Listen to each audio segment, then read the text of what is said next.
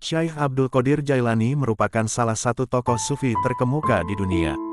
Tokoh yang dikenal sangat berpegang teguh pada Al-Quran dan Sunnah Nabi ini, banyak memberi pembelajaran melalui ilmu dan keistiqomahannya. Tak heran, jika beliau menjadi ulama yang disegani di kalangan umat muslim. Pemilik nama lengkap Abdul Qadir Ibn Abi Sholih Abdullah Janki Dusat Al-Jailani ini, lahir pada tahun 371 H. Beliau dikenal sebagai ulama fiqh yang sangat dihormati dan kerap dianggap wali di kalangan sufisme. Selain itu, Syekh Abdul Qadir Jailani juga banyak berbagi ilmu melalui kata-kata bijaknya. Banyak sekali nasihat dan kata-kata bijak Syekh Abdul Qadir Jailani yang membuat banyak orang bertobat. Hal inilah yang menjadikan beliau memiliki murid-murid yang kemudian berhasil menjadi ulama terkenal di dunia. Berikut kumpulan kata-kata bijak Syekh Abdul Qadir Jailani. 1. Sesungguhnya bencana terhadapmu bukan untuk menghancurkanmu melainkan sesungguhnya akan mengujimu, mengesahkan kesempurnaan imanmu dan menguatkan dasar kepercayaanmu dan memberikan kabar baik ke dalam batinmu. 2. Orang itu dikatakan dekat dengan Allah selama dia meluangkan waktunya untuk berzikir setiap hari.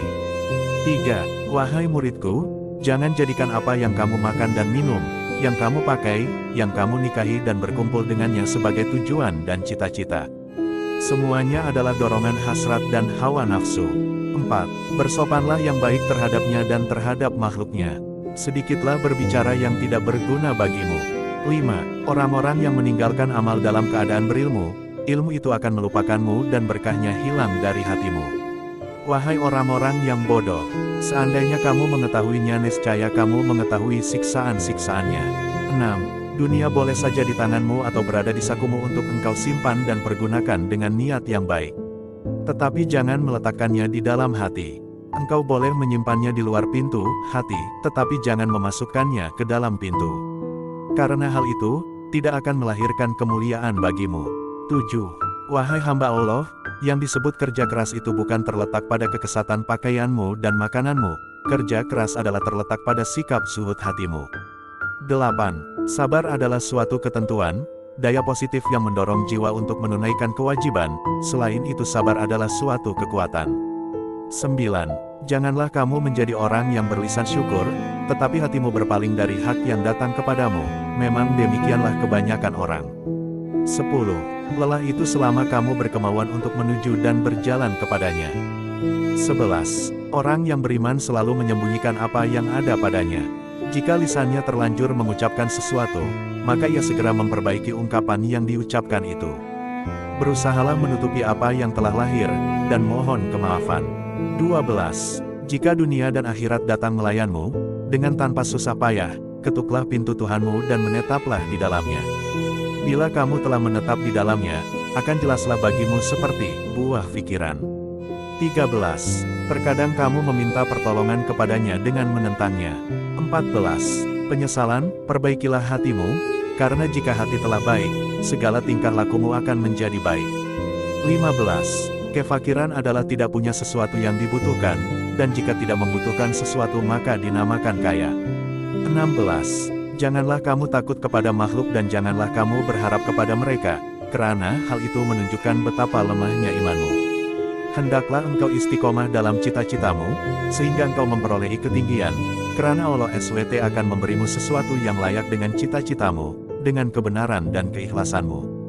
Bersungguh-sungguhlah engkau, song-song dan kejarlah, karena sesuatu itu tidak akan datang kepadamu begitu sahaja, tanpa berusaha memperolehinya, sedangkan engkau mempunyai kewajiban untuk melakukan amal kebaikan sebagaimana engkau diwajibkan untuk mencari rezeki.